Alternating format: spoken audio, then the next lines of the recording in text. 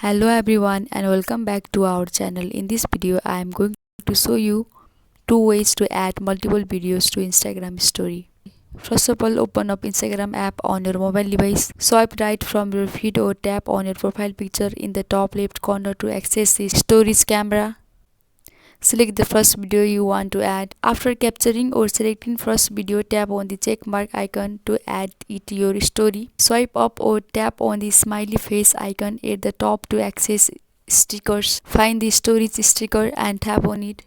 Select the next video you want to add from your camera roll.